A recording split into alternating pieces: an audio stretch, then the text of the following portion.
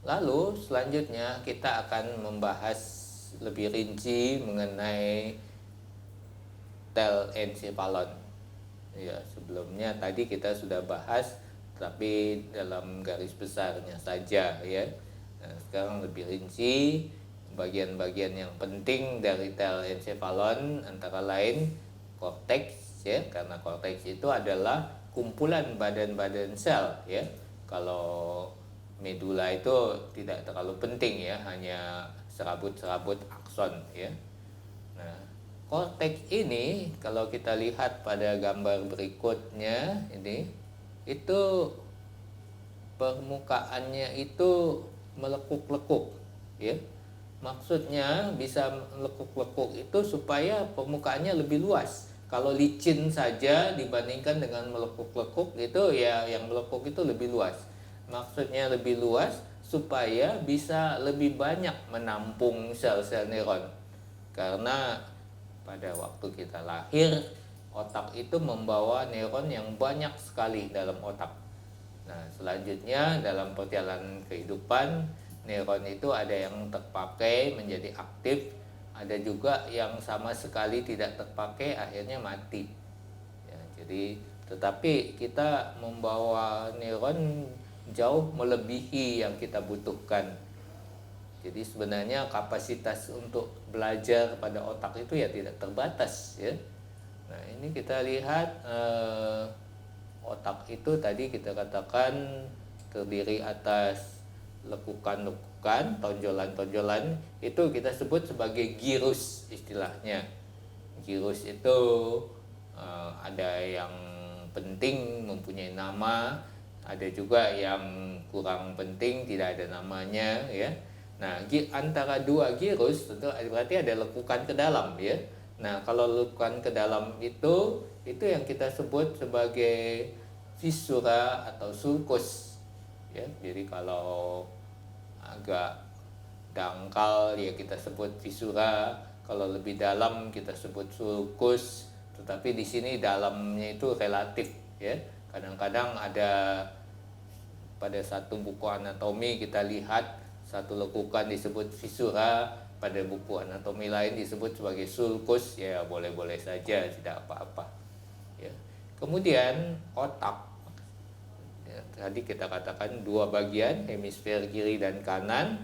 Tiap hemisfer terdiri atas bagian-bagian yang disebut sebagai lobus. Nah, lobus ini sebetulnya bukan bagian morfologis ya. Kalau kita melihat begitu saja, lobus itu tidak jelas ya. Misalnya kalau makan di rumah makan Padang ya, itu ada otak ya, otak sapi kadang-kadang. Nah, itu Anda bisa lihat ada dua itu. Nah, yang satu hemisfer itu tidak jelas batas-batas lobusnya. Nah, itu untuk memudahkan kita belajar, ini saya perlihatkan gambarnya. Ini adalah lobus-lobus daripada otak ya. Jadi lobus itu sebetulnya pembagian yang bersifat fungsional, fungsinya bukan bentuknya ya. Kalau bentuk kita lihat menyambung saja lobus satu dengan lain. Nah, di sini kita ada gambar ya, untuk mempermudah lobus-lobus itu kita beri warna. Jadi lobus itu yang kita lihat yang berwarna biru ini ada sepasang di depan, itu adalah namanya lobus frontalis karena letaknya di depan, frontal ya, frontalis. Kemudian sepasang yang di atas itu adalah lobus parietalis. Ini lobus parietalis. Kemudian dua yang di samping yang pas di bawah rongga telinga itu adalah lobus temporalis. Dan dua yang di belakang itu adalah lobus occipitalis. Jadi di sini kita bisa lihat gambarnya ini ya. Ini gambarnya, yang di sebelah kiri adalah depan, sebelah kanan adalah belakang. Ini yang atas ini kita lihat gambaran dari atas, yang di bawah ini gambaran penampang dari samping.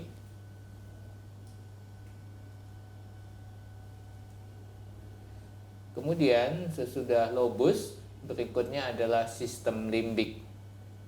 Nah, sistem limbik ini ada juga yang menyebutnya sebagai lobus limbik, tetapi ini sebetulnya nama yang kurang tepat karena sistem limbik ini terdiri atas beberapa bagian yang terpencar-pencar tetapi bekerja sebagai satu kesatuan, karena itu disebut sistem limbik.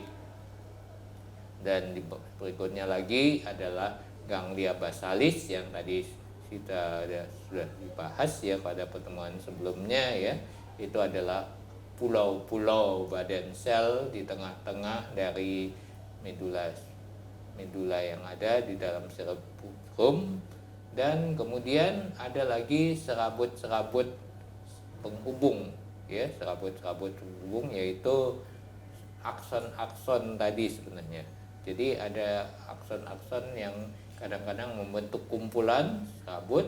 Nah, itu pada otak disebut commissura cerebri.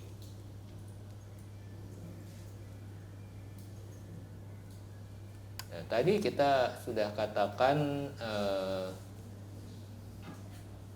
korteks itu kalau secara fungsional ada yang disebut neokorteks, artinya neo itu artinya baru ya. Ada juga hipokampus, ini juga sebenarnya dua ini belum mencakup seluruhnya ya, ada lagi bagian-bagian lain. Nah, kenapa disebut neo? Itu baru, maksudnya baru dalam perkembangan evolusi. Jadi pada hewan-hewan pada umumnya itu adalah hewan, terutama hewan yang lebih rendah, itu korteks yang masih sudah tua disebut paleokorteks. Paleo itu artinya tua ya, dengan paleontologi itu artinya ilmu yang mempelajari kehidupan purbakala ya. Jadi pada hewan itu yang banyak, terutama hewan rendah, paleokorteks itu terutama fungsinya adalah untuk survival ya, mengutamakan bagaimana hewan itu bisa bertahan hidup dan mempertahankan kelangsungan spesiesnya, generasi berikutnya. Nah, tapi kalau pada manusia itu lain ya, survival itu lebih banyak ditentukan oleh akal. Jadi misalnya kalau pada hewan itu ada yang berbulu tebal supaya menahan panas, ya manusia nggak butuh itu. Manusia dia bisa membuat baju yang tebal ya. Nah, neokorteks juga. Neokorteks itu adalah pada manusia itu fungsinya terutama untuk berpikir ya. Nah, itu tidak ada pada hewan yang rendah ya. Jadi lebih banyak pada hewan-hewan yang lebih tingkat evolusinya lebih tinggi. Pada primata yang lain juga sudah ada, mesti pada simpanse, pada gorila, tetapi itu juga neokorteksnya belum berkembang seperti pada manusia. Nah, pada manusia itu adalah neokorteks hampir mencakup sebagian besar dari korteks cerebri pada manusia. Nah, tentu masih ada juga sisa-sisa paleokorteks. Nah, sisa-sisa paleokorteks boleh dikatakan kecil. Salah satu diantaranya adalah hipokampus itu adalah sisa dari paleokorteks. Nah, kemudian tadi kita sebut sulcus dan fissura. Nah, itu ada yang penting adalah fissura longitudinalis dari depan ke belakang, jadi memisahkan hemisfer kanan dan kiri. Kemudian ada yang disebut sulcus centralis, ini kita lihat pada gambar, ini adalah sulcus centralis ya. Ini penting karena di depannya itu ada gyrus yang kita sebut gyrus precentralis yang penting, dan di belakangnya gyrus postcentralis itu juga penting ya. Nanti kita lihat yang precentralis itu terutama mengatur gerakan motorik ya, yang disadari ya, sedangkan yang post sentralis ini yang menerima sensasi dari kulit biasanya terutama. Jadi sentuhan dan tekanan itu terutama dirasakan sampai ke gyrus post sentralis. seperti tadi kita katakan. Jadi sulcus itu pemisahnya antara gyrus pre dan postcentralis adalah sulcus centralis, dan itu juga memisahkan sekaligus di depannya itu adalah lobus frontalis dan di belakangnya adalah lobus parietalis. Kemudian sel pada otak. Sel pada otak sebenarnya sel neuron itu ada motorik, ada sensorik ya. Motorik itu yang memberi perintah ke perifer, sensorik itu yang menangkap stimulus dari luar lalu diteruskan ke otak. Nah, karena sensorik itu menangkap stimulus dari luar, sensorik itu dengan sendirinya terutama adalah di dekat organ-organ reseptor ya, dekat mata, dekat telinga, di bawah kulit. Jadi bukan di otak terutama. Nah, yang pertama di otak itu adalah sel motorik. Ya, dalam otak biasa disebut juga sel piramidal karena bentuknya seperti piramid. Nah, tapi ada lagi sel neuron yang penghubung antara neuron dan sensorik dan motorik. Nah, itu juga selnya ada di otak dan bentuknya seperti bintang. Karena itu disebut sel stellata. Stellate itu bahasa Inggris artinya bintang ya.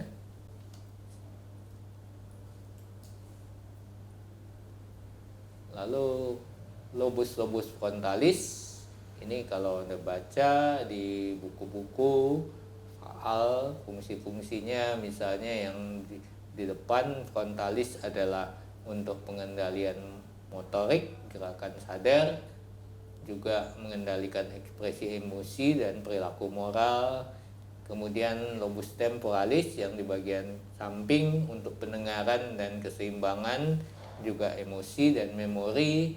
Lobus parietalis itu sensasi secara umum, maksudnya sensasi sentuhan dan tekanan ya pada kulit, dan juga mengecap dari lidah. Sedangkan yang di belakang adalah lobus occipitalis dan ekspresi yang berkaitan dengan apa yang kita lihat. Nah, itu kalau kita baca jangan terus dianggap lobus penglihatan itu 100% diatur oleh lobus occipitalis ya. Ini memang dulu pendapat dari bidang faal dan psikologi juga bahwa fungsi itu sangat diatur oleh area-area tertentu ya. Jadi yang belakang itu mengatur penglihatan, yang di parietalis itu yang mengatur pengecapan ya. Tetapi dalam pandangan neuroscience modern itu untuk mengerjakan setiap fungsi seluruh otak harus bekerja sama. Jadi kalau penglihatan seluruh otak, walaupun mungkin ya memang apa yang kita lihat pertama kali itu stimulusnya disampaikan ke lobus occipitalis, tetapi untuk memahami apa yang kita lihat itu seluruh otak harus bekerja sama ya. Karena itu kadang-kadang kita lihat orang yang stroke terganggu salah satu bagian otak, tetapi fungsi yang terganggu bukan hanya fungsi satu macam ya, bisa bermacam-macam. Jadi tadi kita katakan otak itu pada korteks itu terutama pada pandangan zaman dulu itu ada area-area ya. Ya, sampai sekarang memang masih dibahas seperti itu dalam buku-buku faal ya. Tetapi juga harus kita ingat bahwa suatu fungsi tidak hanya 100% tergantung pada suatu area. Untuk suatu fungsi seluruh otak harus bekerja sama ya. Nah, ini area-area itu yang penting, yaitu area motorik primer, yaitu pada gyrus precentralis yang tadi kita sudah katakan depan sulcus centralis.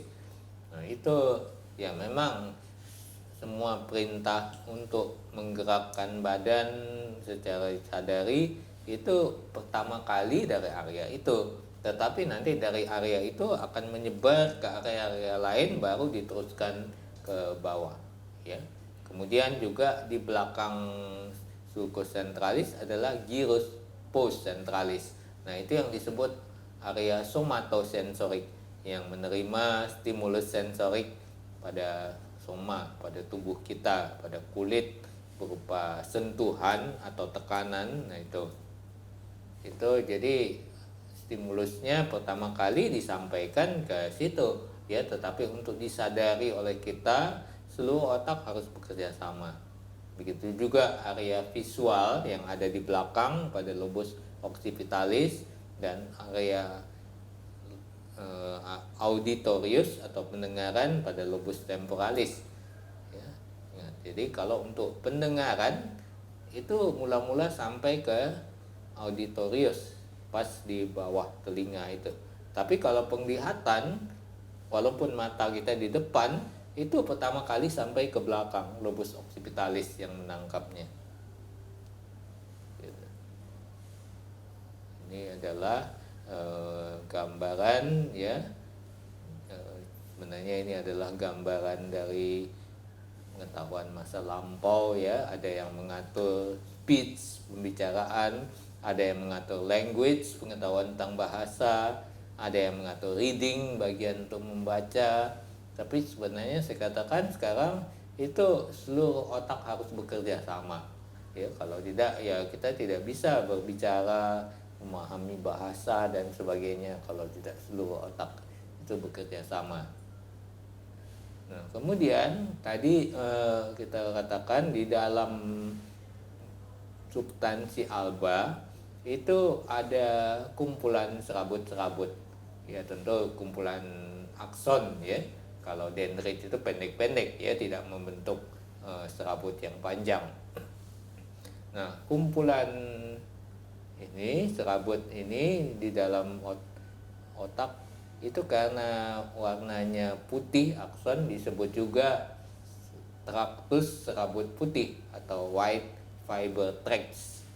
Nah, itu ada serabut proyeksi ya dari atas korteks ke bagian yang di bawah ya, apakah ke pons, apakah ke talamus ya, apakah ke medulla spinalis.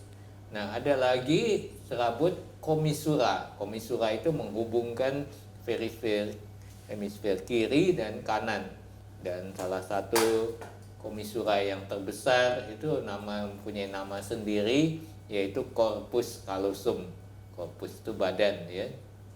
Jadi kalau kita potong belah penampang otak itu kita bisa lihat itu belahannya itu corpus callosum. Kemudian ada lagi serabut asosiasi. Nah, itu menghubungkan pada hemisfer yang sama ya, sama-sama masih di otak ya. Apakah dari depan ke belakang atau dari belakang ke depan ya tuh. Jadi ini kita lihat pada gambar ya, ini adalah gambar penampang dari samping ya. Yang di atas ini adalah serabut asosiasi. Kemudian semuanya ini serabut asosiasi yang kelihatan ini. Nah, ini adalah yang warna putih, itu adalah corpus callosum. Jadi itu sebenarnya dari depan ke belakang, karena dipotong kita hanya lihat penampangnya saja. Kalau gambarnya seperti ini, nah ini gambaran penampang dari frontal ya, dari depan ke bawah. Nah, ini kita bisa lihat serabut proyeksinya. Ini serabut proyeksi dari atas ke bawah. Sedangkan ini adalah serabut komisura dari kiri ke kanan atau dari kanan ke kiri juga sama ya. Lalu kita kembali ke sistem limbik tadi. Ya, sistem limbik itu tadi kita hanya bahas sepintas lalu. Di sini ada bagian-bagiannya, amigdala, hipokampus yang tadi kita katakan termasuk value cortex ya, fornik dan sebagainya ya. Ini Anda bisa lihat sendiri pada gambar berikut ini. Ini tentu adalah gambaran artis ya. Dalam kenyataannya enggak seperti ini, seolah-olah ada alat elektronik di dalam tengah-tengah kepala. Ini gambaran artis ya, tapi dalam kenyataannya garis besarnya kurang lebih seperti itu. Nah, ini yang pasang struktur yang seperti telur ini adalah talamus. Nah, ini sistem limbiknya. Nah, sistem limbik pada hewan kita tadi sudah katakan terutama untuk survival. Karena itu di dalam kepustakaan biasanya fungsinya disebut juga sebagai 4F. Ya, F yang pertama adalah food, mencari makanan, ya, mencari. Fungsi kedua adalah fight, untuk berkelahi, ya, untuk berkelahi dengan sesama hewan, ya, untuk memperebutkan makanan, memperebutkan pasangan untuk kelangsungan reproduksinya. Kemudian F yang ketiga, flight. Flight itu terbang, ya, tapi maksudnya sebenarnya lari, ya, melarikan diri. Kalau dia tidak bisa melawan, ya, untuk mempertahankan survivalnya dia harus melarikan diri, ya. Misalnya tikus, ya, kalau berhadapan dengan kucing tentu dia akan melarikan diri, ya. Nah, itu. Sedangkan F yang keempat yaitu agak kasar, ya, itu adalah untuk kelangsungan generasi berikutnya, ya. Dalam bahasa Inggris disebut fuck, ini untuk kasar, ya, bahasa Indonesia ya kasar, mungkin kalau dalam bahasa Inggris nggak dianggap biasa itu, ya. Nah, kalau pada manusia itu sistem limbik itu bukan terutama 4F lagi, ya, yang penting, ya. Yang penting itu adalah memberikan respons terhadap stimulus emosional, ya. Jadi semua fungsi-fungsi dari susunan saraf otonom dan fungsi-fungsi endokrin yang terjadi karena stimulus emosional, ya. Jadi kalau orang mengalami atau melihat suatu peristiwa yang menyedihkan atau sebaliknya menggembirakan, nah, dalam tubuhnya ada reaksi otonom dan juga reaksi endokrin yang pada hewan tentu tidak ada. Hewan itu tidak punya emosi, ya, seperti manusia, ya. Jadi fungsinya sistem limbik itu bukan seperti pada manusia, ya. Nah, pada manusia terutama itu adalah fungsi dari sistem limbik. Nah, kalau terjadi kerusakan, disfungsi dari sistem limbik, itu ada macam-macam gangguan. Ini kita lihat yang pertama itu adalah demensia atau penyakit Alzheimer. Jadi demensia sendiri arti katanya pikun, ya. Pikun itu, ya, kalau pada manusia ada pikun yang normal, ya. Kalau sudah berusia lanjut, ya. Walaupun bukan berarti semua orang berusia lanjut itu pikun, ya. Ada juga yang sampai meninggalnya tidak pernah mengalami pikun, ya. Nah, tapi kalau ada yang pikun, nah, itu masih wajar, normal. Nah, tetapi pada penyakit Alzheimer ini, pikun itu bisa terjadi pada usia pertengahan. Dan misalnya orang yang baru berusia 50-an atau bahkan kurang, itu sudah menderita Alzheimer.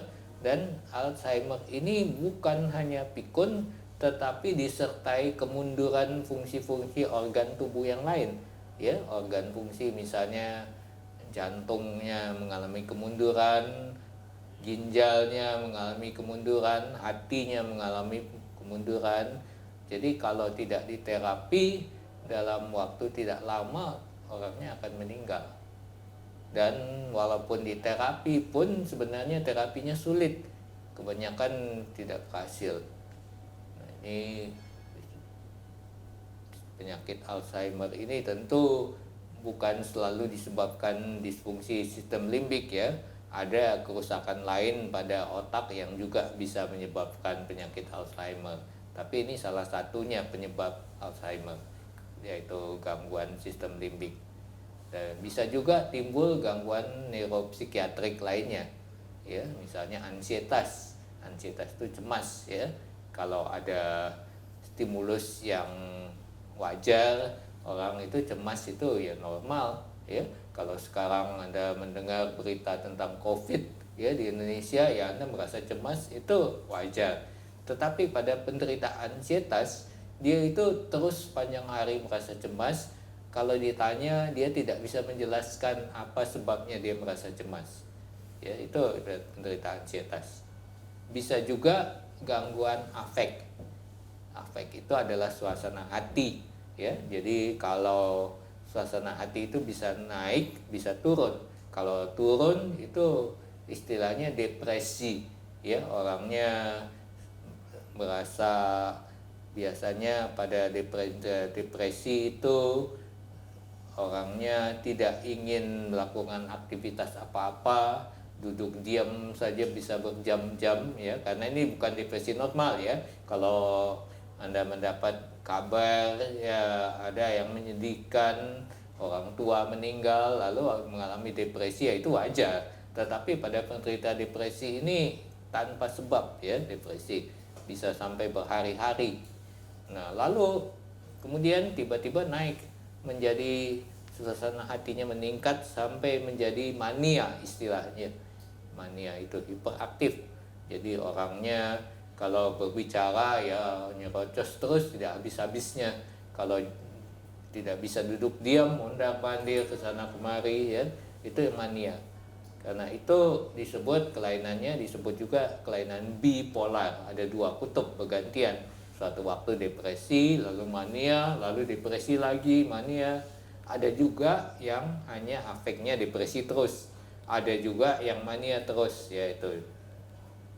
Kemudian bisa juga gangguan kelainan psikopat. Psikopat itu kelainan kepribadian, ya. Itu juga suatu kelainan yang sulit diobati, ya. Jadi orang-orang psikopat bisa melakukan hal-hal yang melanggar norma sosial, bahkan bagi umum dianggap sebagai kejahatan, ya. Misalnya merampok bank, ya. Dia itu tidak merasa bersalah, bahkan menikmati saat-saat mengerjakan berampok gitu.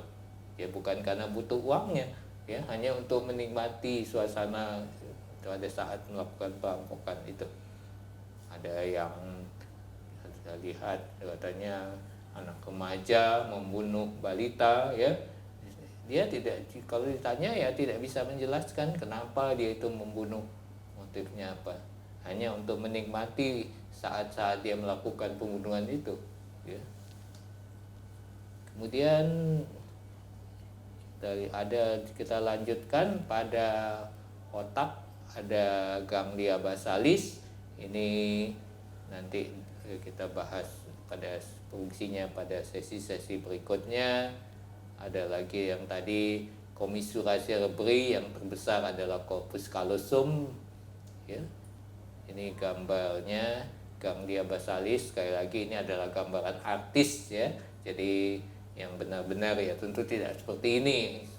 Kita katakan tadi seolah-olah ada alat elektronik di tengah-tengah kepala itu. Ini gambaran skematis saja. Dan fungsi ganglia basalis pertama mengendalikan kognisi.